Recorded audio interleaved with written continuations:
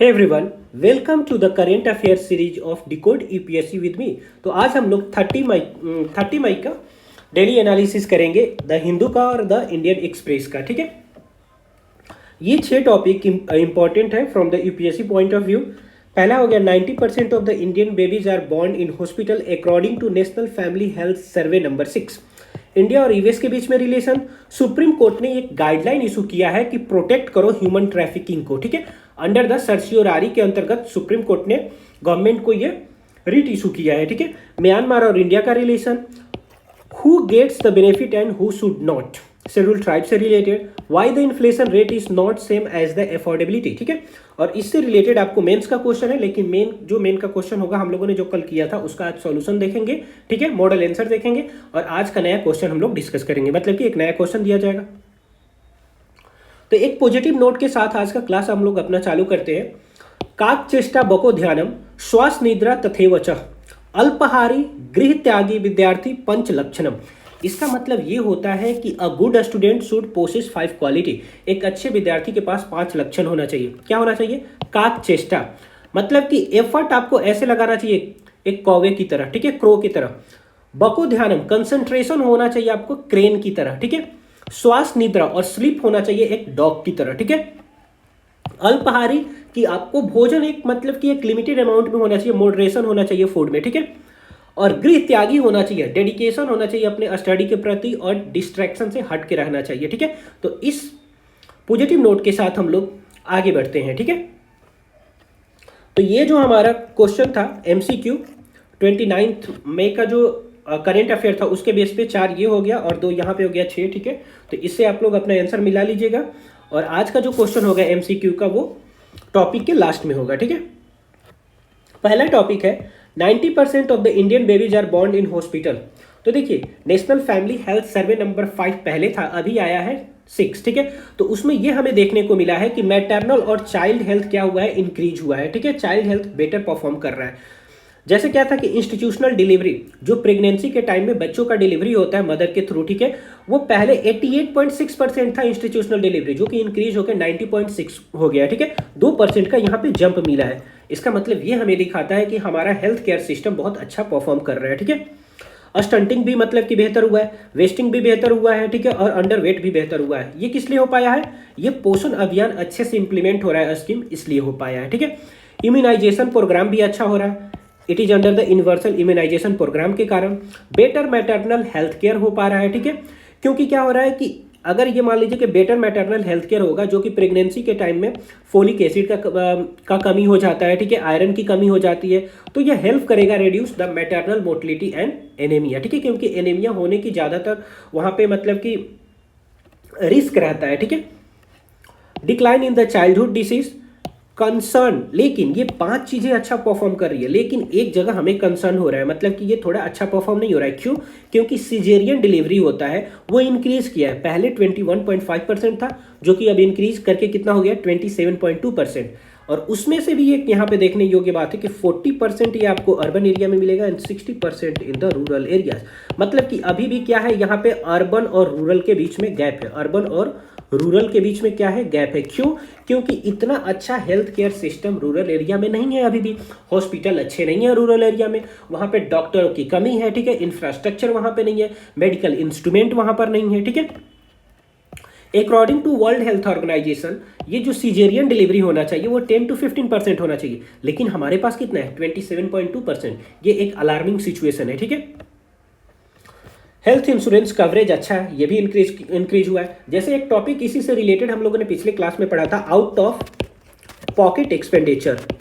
Out of pocket expenditure जो है वो सिटीजन का डिक्रीज किया है, मतलब जेब से जो पैसे खर्च हो रहे हैं आपको हेल्थ पे वो सिटीजन का डिक्रीज किया है, लेकिन गवर्नमेंट का इंक्रीज किया है। ठीक है, और उसमें ये सेम टॉपिक हम लोगों ने यहाँ पे देखा था, सेम पॉइंट कि प्राइवेट हेल्थ इंश्योरेंस कवरेज जो है वो इंक्रीज हो रहा है। इससे क्या होता है कि लोगों के पास जो मतलब कि अनफोर्सिन सिचुएशन में जो हेल्थ गड़बड़ हो रहा है, तो उस टाइम उनके पॉकेट से पैसा कम लग पाता है, क्योंकि उन्होंने इंश्योरेंस परचेज कर रखा है। ठीक है, इस नेशनल फैमिली हेल्थ सर्वे ने हमें कुछ अचीवमेंट दिखाया, कुछ चैलेंजेस भी है। उसको अगर हम समराइज करें तो मैटरनल हेल्थ इंप्रूव हुआ है, वैक्सीनेशन कवरेज बेटर हुआ है, चाइल्ड मेल न्यूट्रिशन बेटर हुआ है, मतलब रिड्यूस हुआ है, इंक्रीज हुआ है access to the institutional health care. Challenge क्या है? सीजेरियन का रेट, मतलब कि हाई सीजेरियन सेक्शन रेट है, ठीक है। परसिस्टेंट अंडर न्यूट्रिशन बर्डन है, rising obesity and the life style disease है, regional disparity in the health care access है, जैसे रूरल में आपको बहुत ज़्यादा मतलब कि इसकी कमी है, अर्बन में थोड़ा सा बेहतर है। कंक्लूजन में हम लोग लिख सकते हैं, national Family health number 6 indicate that India is making a steady progress in maternal and the health and child health, but addressing the malnutrition, healthcare inequalities and the rising cesarean deliveries remains a crucial। क्यों crucial है? क्योंकि हम लोगों ने sustainable development goal sign किया है, ठीक है, जिसको 2030 तक अचीव करना है। उसका गोल नंबर 3 ये बोलता है गुड हेल्थ एंड वेलबींग होना चाहिए, ठीक है। नेक्स्ट हमारा टॉपिक है, इंडिया और यूएस ने अफर्म किया है commitment to boost the defence ties, ठीक है। अभी फिलहाल में शंग्रीला डायलॉग हुआ है, कहाँ पे? सिंगापुर में हुआ है, ठीक है।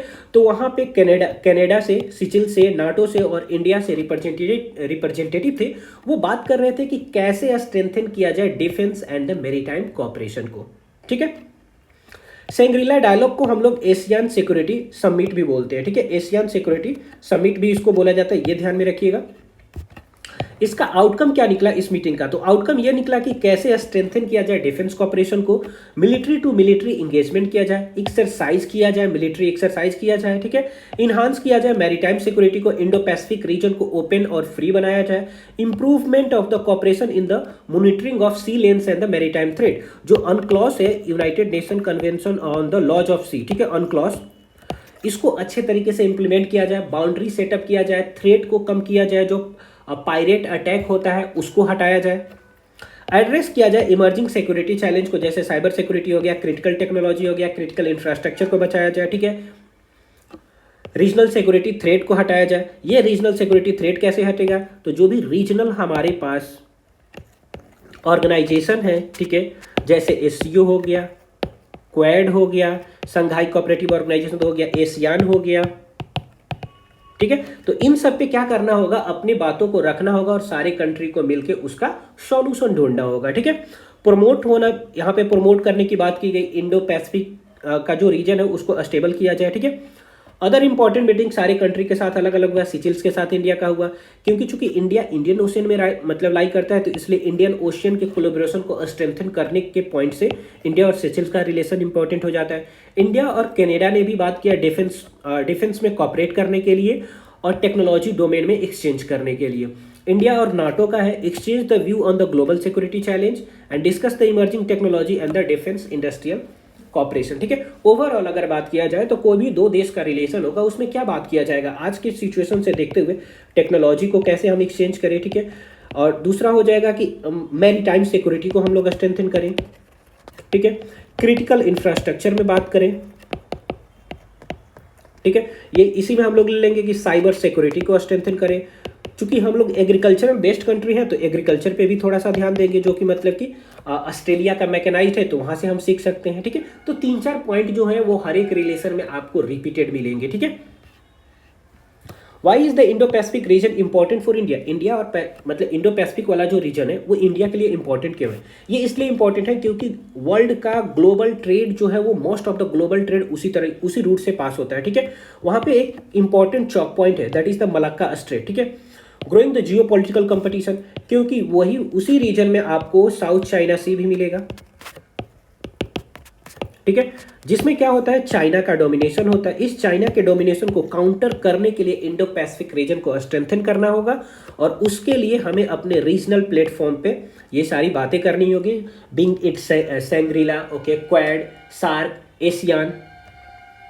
सिग्निफिकेंस क्या है इंडिया और यूएस का डिफेंस पार्टनरशिप का? कि इन्हांस होगा इंडियाज डिफेंस कैपेबिलिटी, सपोर्ट करेगा मैरीटाइम डोमेन अवेयरनेस को, हेल्प करेगा कि स्ट्रेंथन किया जाए, बैलेंस किया जाए पावर को इंडो पैसिफिक रीजन में, प्रमोट किया जाए defence technology cooperation and interoperability.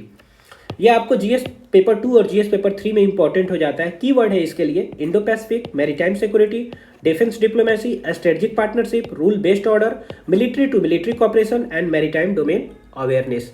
Conclusion में हम लोग लिख सकते हैं, India's growing defence engagement reflect its emergence as a key Indo-Pacific security stakeholder committed to regional stability and strategic autonomy। India का जो मतलब कि डिफेंस में स्ट्रेंथन हो रहा है, ये बढ़ रहा है आगे, ठीक है। तो इससे हमें ये पता चलता है कि हम इंडो पैसिफिक रीजन में क्या है, एक की स्टेक होल्डर है, ठीक है, कि ताकि उस रीजन में रीजनल स्टेबिलिटी और स्ट्रेटेजिक ऑटोनॉमी को बरकरार किया जाए, मेंटेन किया जाए।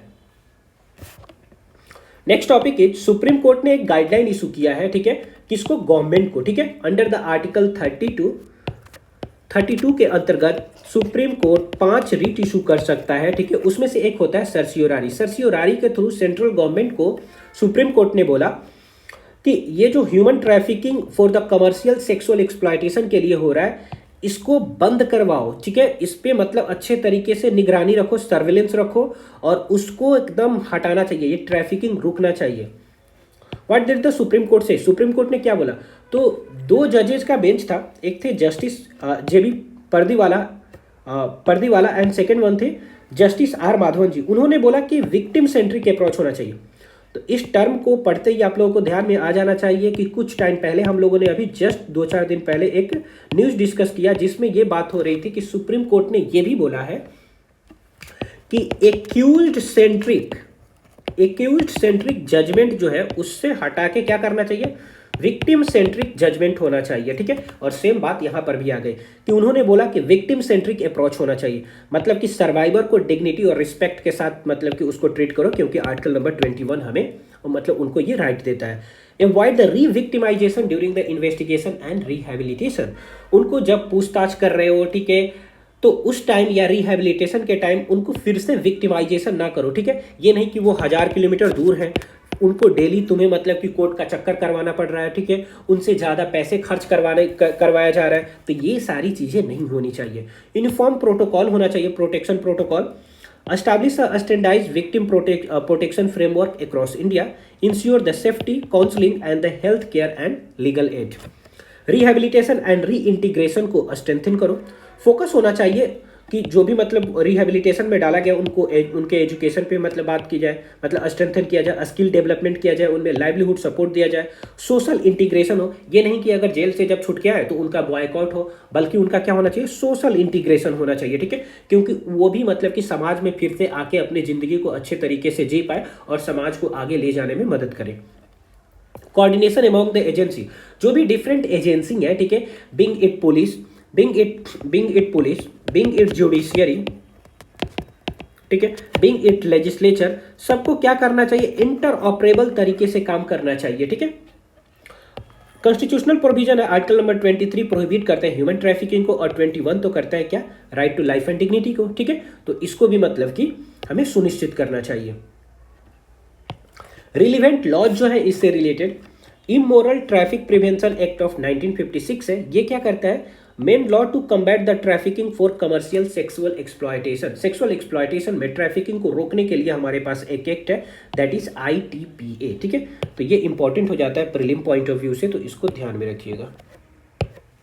ओके, भारतीय न्याय संहिता 2023 अभी आया है, जो पीछे कॉलोनियल लॉ आ रहा था, उसको मतलब इंडियन एविडेंस एक्ट, ठीक है, तो उसको हटा के ये लाया गया, ठीक है। Contain the provision against the trafficking and exploitation.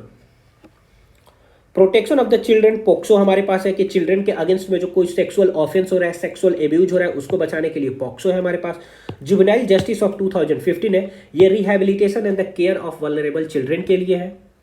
Challenges क्या क्या आ रहे हैं, तो पॉवर्टी एंड अनएम्प्लॉयमेंट है सोसाइटी में, जेंडर डिस्क्रिमिनेशन है, जेंडर को देख के भी लॉ बनाया जाता है, ठीक है।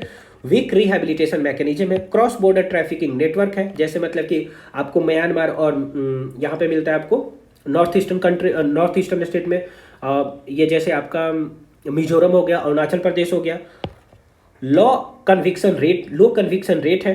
वे फॉरवर्ड हम लोग क्या कर सकते हैं कि विक्टिम रिहैबिलिटाइजेशन को स्ट्रेंथन करें, इंप्रूव करें इंटरेस्ट एंड इंटरनेशनल कॉपरेशन को, इन्हांस करें अवेयरनेस एंड कम्युनिटी विजिलेंस को, use of technology to track the trafficking networks and ensure the speedy justice and compensation. Keyword है human trafficking, commercial sexual exploitation, article number 23, victim centric approach, rehabilitation, constitutional dignity, gender justice. Conclusion is effective anti trafficking measure require prevention. अगर आप मतलब anti trafficking major ला रहे हो, ठीक है, in law को तुम इंप्लीमेंट करना चाह रहे हो, तो इसके लिए क्या करना चाहिए, ये मेजर क्या हो कि प्रिवेंशन हो, प्रोटेक्शन हो और रिहेबिलिटेशन, ठीक है, and prosecution while safeguarding the dignity and the right of survivor. आप इसको इम्प्लीमेंट करो, ठीक है, जो मतलब कि ऑफेंडर है उनको सजा दो, लेकिन उसके साथ साथ हमें इस चीज का भी ध्यान रखना चाहिए कि जो विक्टिम है उनको सेफगार्ड हो, उनकी dignity and right of survivor का सेफगार्ड हो, ठीक है। Next topic is the Myanmar president India में आए हैं, ठीक है। आज ही 30 जून हुआ, 30 मई से लेके 6 जून तक इनका, 30 मई से लेके 3 जून तक इनका मीटिंग है, ठीक है, नरेंद्र मोदी जी के साथ, ठीक है, हमारे प्राइम मिनिस्टर नरेंद्र मोदी जी के साथ, ठीक है। तो इंडिया और म्यांमार का जो रिलेशन है वो इंडिया पॉइंट ऑफ व्यू से क्यों इंपॉर्टेंट हो जाता है, ठीक है। जब भी कोई इंटरनेशनल रिलेशन पे बायलैटरल रिलेशन पढ़े ना, या कोई भी मतलब रीजनल प्लेटफॉर्म पढ़े, ठीक है, रीजनल फोरम पढ़े, तो वहां पे हमें ये बात से मतलब इस नजरिए से सोचना होगा कि इंडिया पॉइंट ऑफ व्यू से क्यों इंपॉर्टेंट है, ठीक है, और क्या क्या चैलेंजेस आ रहे हैं, कैसे उसको ऑब्स्टेकल को हटा सकते हैं, क्या वे फॉरवर्ड है, ठीक है। तो म्यांमार क्यों इंपॉर्टेंट हो जाता है? म्यांमार इसलिए इंपॉर्टेंट हो जाता है क्योंकि ये साउथ एशिया का गेटवे है, ठीक है। नॉर्थ ईस्ट से जैसे इंटर करेंगे म्यांमार आएगा, म्यांमार से हम साउथ ईस्ट एशिया में घुस सकते हैं, ठीक है। साउथ ईस्ट एशिया का ही एक ऑर्गेनाइजेशन है, कौन सा, एशियान है, ठीक है, और एशियान में टोटल कंट्री कितने हैं, 10 कंट्री हैं, ठीक है। Connect the South East Asia with the Asian countries, central to the Act east policy, हमारा एक पॉलिसी भी है, ठीक है, जो इंटरनेशनल पॉलिसी है उसमें बात की जाती है एक्ट ईस्ट पॉलिसी। तो अपना इंडिया ये है, ठीक है, तो हम लोग ईस्ट की तरफ बात करते हैं, ठीक है, पूरा क्या है, साउथ ईस्ट एशिया है, ठीक है। तो हमारा एक्ट ईस्ट पॉलिसी भी है कि मतलब ईस्ट को साथ में लेके चलना है हमें, तो वहां पर भी ये म्यांमार का कंट्रीब्यूशन इंपॉर्टेंट हो जाता है। इंडिया और म्यांमार के बीच में बॉर्डर शेयर होता है डायरेक्ट, और ये केवल एक ऐसा कंट्री है जिसके साथ क्या होता है, एशियान कंट्री है, ठीक है, ओनली एशियान कंट्री जिसके साथ लैंड और मैरीटाइम बॉर्डर दोनों शेयर होता है, ठीक है। तो ये ध्यान में रखिएगा। जैसे ये भी पूछ देगा कि इंडिया और म्यांमार के साथ कितने स्टेट बॉर्डर शेयर करते हैं और कौन कौन सा, तो Arunachal Pradesh, Nagaland, Manipur and Mizoram. Maritime importance हो जाता है क्योंकि हम लोग बे ऑफ बंगाल से यहाँ पे कनेक्ट करने वाला एक पोर्ट डेवलप कर रहे हैं जिसका नाम है सितवे पोर्ट, ठीक है, तो उसको वो कनेक्ट करेगा। सिक्योरिटी कंसर्न है कि इंसर्जेंसी हो जाता है इंडिया और म्यांमार के बीच में, नॉर्थ ईस्टर्न स्टेट से इंसर्जेंसी हो जाती है, ठीक है। कॉपरेशन नीडेड होगा बॉर्डर को मैनेज करने में, काउंटर इंसर्जेंसी में, और आर्म्स एंड ड्रग ट्रैफिकिंग को कंट्रोल करने में। कालाधन मल्टी मॉडल प्रोजेक्ट हो गया जो कोलकाता पोर्ट को म्यांमार के सितवे पोर्ट से कनेक्ट करता है। Provide the access to the India's north east, और नॉर्थ ईस्ट से क्या है वो कनेक्टेड है। इंडिया म्यांमार और एक ट्राइलेटरल हाईवे भी है, IMT हाईवे इसको बोला जाता है, India Myanmar and Thailand.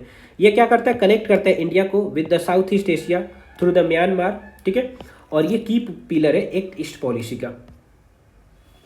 Challenges क्या आ रहे हैं इंडिया और म्यांमार के रिलेशन में, तो पॉलिटिकल इंस्टेबिलिटी हो जा रही है, ठीक है, मिलिट्री टेक ओवर हो जा रहा है। सोचिए कि कोई भी अगर नियर बाई कंट्री है, ठीक है, हमसे बॉर्डर शेयर करती है, वहां पे अगर पॉलिटिकल इंस्टेबिलिटी हो रही है तो उसका ट्रिकल डाउन इफेक्ट इंडिया पर भी तो आएगा, ठीक है। इंसर्जेंसी हो जा रहा है नॉर्थ ईस्टर्न स्टेट में, ह्यूमन राइट का कंसर्न हो जा रहा है, रिफ्यूजी इन्फ्लक्स हो जा रहा है नॉर्थ ईस्ट इंडिया में, delays in the connectivity project, जैसे सितवे प्रोजेक्ट को ही अभी मतलब कि मल्टी में कालादान जो प्रोजेक्ट है उसको इंप्लीमेंट करने में अभी टाइम लग रहा है। क्रॉस बॉर्डर इंसर्जेंसी है। कीवर्ड्स है act east policy, neighbourhood first, SAGAR project, India का सागर प्रोजेक्ट है, ठीक है, Indo Pacific, border management, connectivity diplomacy, Asian linkage. Conclusion है Myanmar remains the indispensable to the India security. देखिए हमारी security को अगर मेंटेन करना है तो अपनी नियर बाई या जो मतलब हमसे बॉर्डर शेयर कर रही है उनसे तो अपना रिलेशन अच्छा रखना ही पड़ेगा, क्योंकि सोचो कि हमारा गेट खुला है ना, क्योंकि मतलब हम बॉर्डर शेयर कर रहे हैं तो गेट तो खुला है ना, जब मन करे तब वो लोग आ सकते हैं, तो इसलिए उनके साथ हमारा रिलेशन अच्छा होना ही चाहिए। Myanmar remains indispensable to the India security, connectivity and Act East objectives, making sustainable engagement a strategic necessity.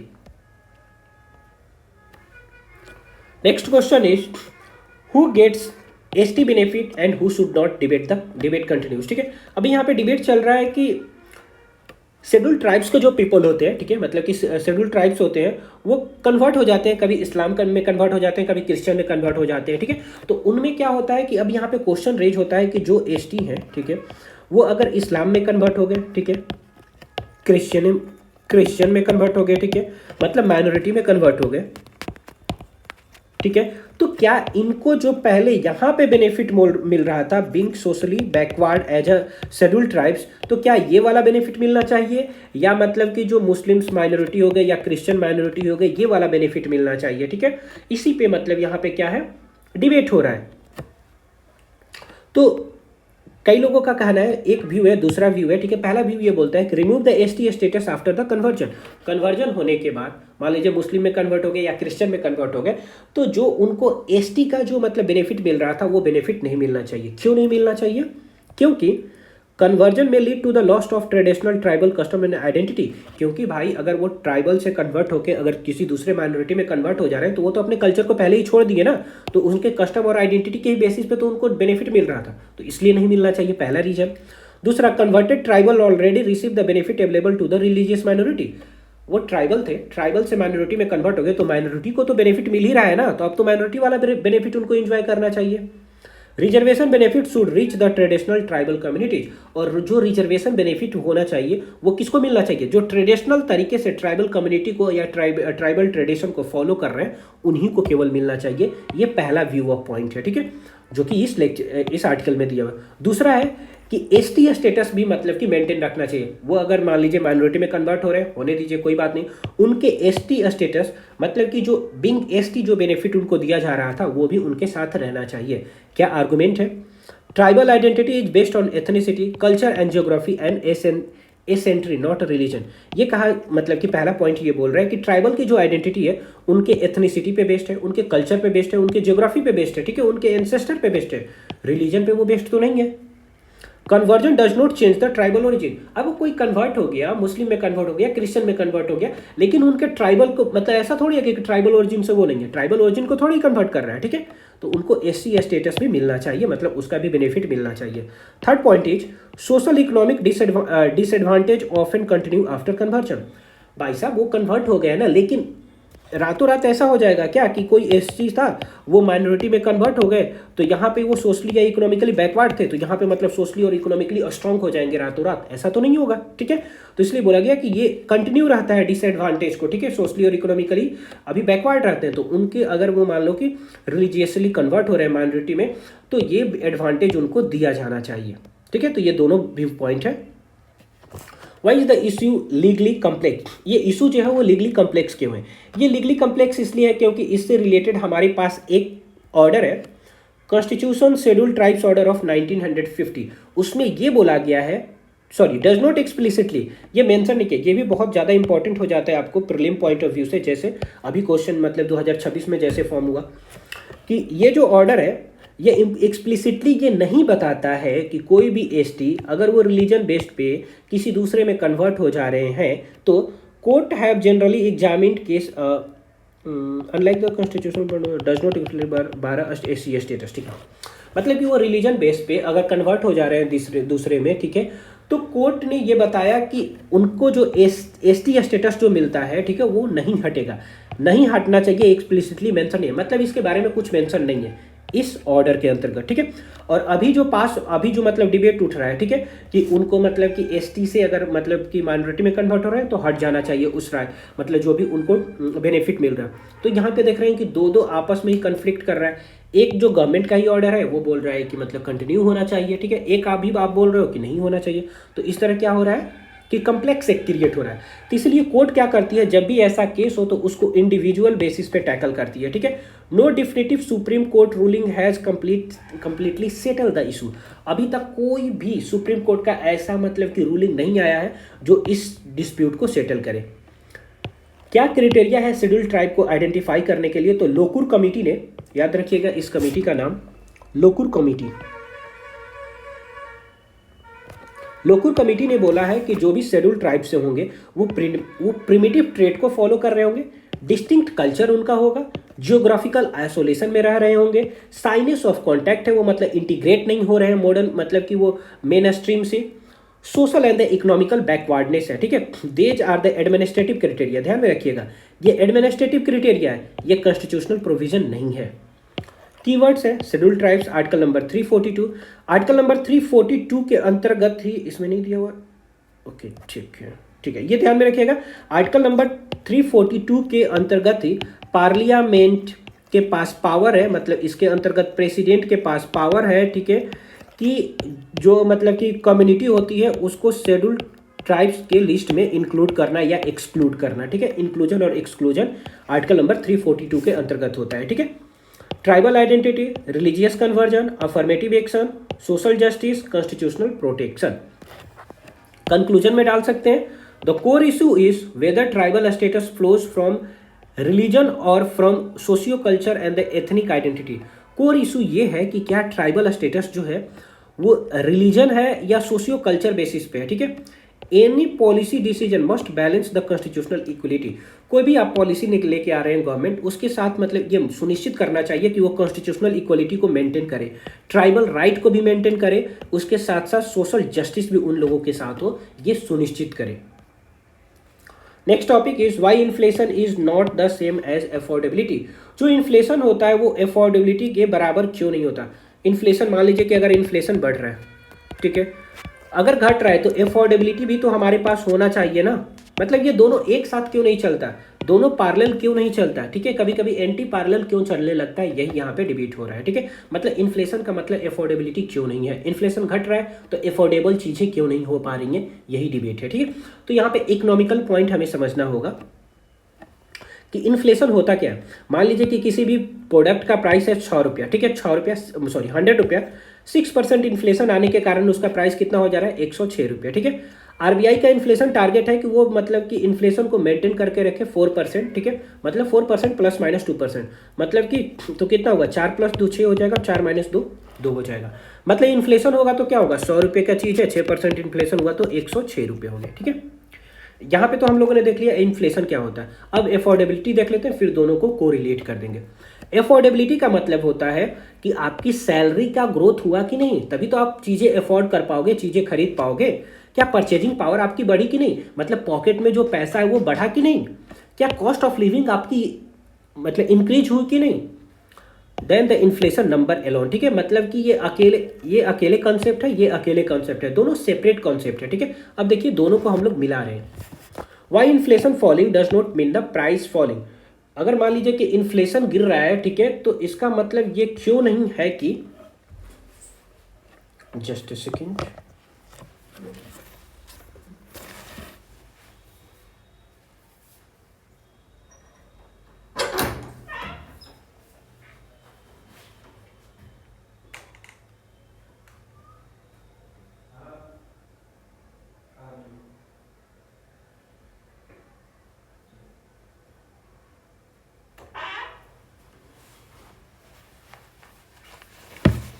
ठीक है।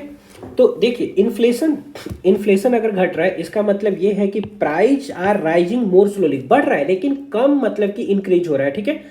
तो कम इंक्रीज हो रहा है, प्राइस तो बढ़ रहा है ना, और उसके अनुसार से अगर मान लीजिए आपका वेतन नहीं बढ़ रहा है, आपकी कमाई नहीं बढ़ रही है, तो एफोर्ड कहाँ से कर पाओगे। इसलिए दोनों अलग अलग चीज़ है, ठीक है। जैसे यहाँ पे एग्जांपल दिया कि प्राइस राइज 40% हुआ, इनकम आपका 20% हुआ, तो ओवरऑल क्या हुआ, परचेजिंग पावर घट गया। लेकिन वही प्राइस राइज 40% हुआ, आपका इनकम 60% से इंक्रीज कर गया, इसका मतलब परचेजिंग पावर आपका इंप्रूव हुआ है, ठीक है। आरबीआई क्या कर सकती है, तो रेपो रेट को बढ़ा सकती है, मनी सप्लाई को कम कर सकती है, इस तरह क्या होगा, इन्फ्लेशन को कंट्रोल कर लेगी, ठीक है। अब आरबीआई डायरेक्ट आपको तो सैलरी तो नहीं दे पाएगी ना, जॉब तो नहीं क्रिएट कर पाएगी ना, ठीक है, और इनकम स्पेसिफिक ग्रुप मतलब इंप्रूव तो नहीं हो पाएगा। उसके लिए क्या करना होगा, गवर्नमेंट को पॉलिसी लाना होगा, प्रोडक्टिव ग्रोथ करना होगा, और लेबर मार्केट कंडीशन को इंप्रूव करना होगा, ठीक है। कीवर्ड है inflation, cost of living, purchasing power, real income, consumer price index, monetary policy, RBI inflation targeting and affordability. Conclusion में हम लोग लिख सकते हैं, containing inflation is necessary but sustainable improvement in living standard require a income growth that consistently exceeds price rise। देखिए inflation को contain करना जरूरी है, लेकिन उसके साथ साथ क्या करना होगा, सस्टेनेबल इंप्रूवमेंट करना होगा लिविंग स्टैंडर्ड में, जो कि क्या होगा, अगर इनकम ग्रोथ होना चाहिए, ठीक है, with the consistently exceeding price rise. Price बढ़ रहा है तो आपका इनकम भी बढ़ना चाहिए, तभी इन्फ्लेशन का गिरना और अफोर्डेबिलिटी दोनों मैच कर सकते हैं, ठीक है। तो ये इन टॉपिक से रिलेटेड आपके क्वेश्चन हो गए, ठीक है, 5 और 5 1 6 हो गए, ठीक है। तो इसका आंसर आप लोग कमेंट बॉक्स में जरूर दीजिएगा, ठीक है। और कल का एक मेंस का क्वेश्चन था, ठीक है, तो यहाँ पे आप लोग यहाँ पे ये देख लीजिए, मॉडल आंसर है, ठीक है, इसको मैं कल डिस्कस कर लूँगा, आप लोग एक बार इसको पढ़ लीजिएगा, ठीक है। ये रहा, और आज का हमारा मतलब कि क्वेश्चन है ये, examine the significance of Myanmar for India's strategic economic and security interest, ठीक है। म्यांमार का क्या इंपॉर्टेंस है, क्या सिग्निफिकेंस है with the respect to India's strategic economic and the security interest point of view से, ठीक है। तो चलिए हम लोग मिलेंगे फिर नेक्स्ट क्लास में, till then bye bye, God speed.